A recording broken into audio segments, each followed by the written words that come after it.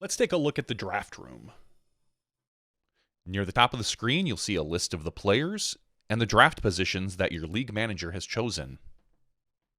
In the upper right, there'll be a countdown clock if your draft hasn't started.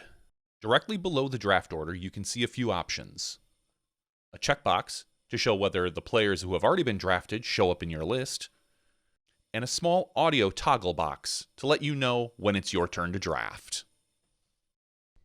In the upper right, you see favorites. This is where you can favorite specific players.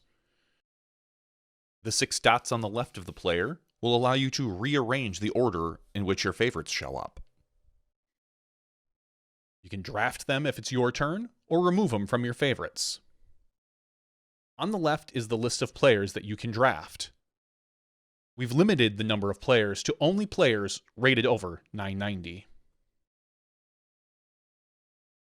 You can see their picture if they've got an updated picture in the PDGA, their current rating, their PDGA number, which will link you directly to their PDGA page, whether or not you have them as a favorite, and draft now.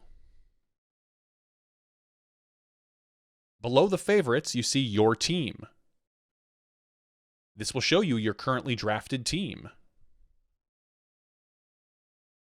You can hit the switch button to look at other teams that are in your league. In the lower right-hand corner, you see the manager tools if you're the manager of your league. You can auto-pick for another player in your league if they're having a difficult time picking or have not shown up to the draft. You may also remove players from your league at this point. We're now on the final pick. When the last person in the league makes their final pick, it'll tell you draft complete and bring you back to your dashboard. This is your league dashboard. This is the page that you'll see after you complete your draft. As you can see, my team has 8 starters and 2 bench positions. Their current ratings, their PDGA numbers link to the PDGA website, the position that we have them in, starting versus bench, and whether or not you'd like to move them. Let's move Scott Withers from the starting lineup to our bench. Simply click Move, select the player that's on your bench,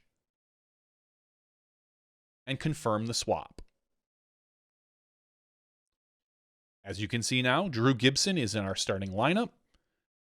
Scott Withers is on our bench. In the upper right-hand corner, you see the next current event, when the roster locks, and a link to it on the PDGA website. Beneath the current events, you see the available list of roster players you are able to add to your team. Let's pick up Nico Locastro. The process is very simple. Just click Add, select the player you'd like to drop, select Confirm. Now you can see Nico Locastro is currently on our bench. Currently on SkipAce, there are no waiver wires, so the moment you drop a player, they are available to pick up by any other player. The only time free agents are not allowed to be added is during an event. So once the rosters lock, they stay locked until the day after the event. Up at the top of the screen, you'll see a list of available options for you to choose in your league. With the pull-down, you can select one of your other leagues you may be a member of. If you're the manager of a league, you can select the gear to manage that league. You've got your lineup, rules, which is the page we're in now, results, the premium option if you would like to upgrade to SkipAce Pro, and most of you, unless you're Johnny V, will not see the admin options. This is the league rules page. Pick 10 MPO players over the course of the snake draft to fill your roster. There are no ratings limits, and the draft will immediately advance to the next person upon your selection.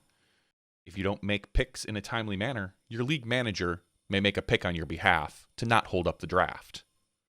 While the season is underway, you can swap players out if available and promote or demote players to bench positions. Rosters are locked once an event is underway, and points are allotted based on your player's position. 1 point for first place, 2 points for second place, etc., etc.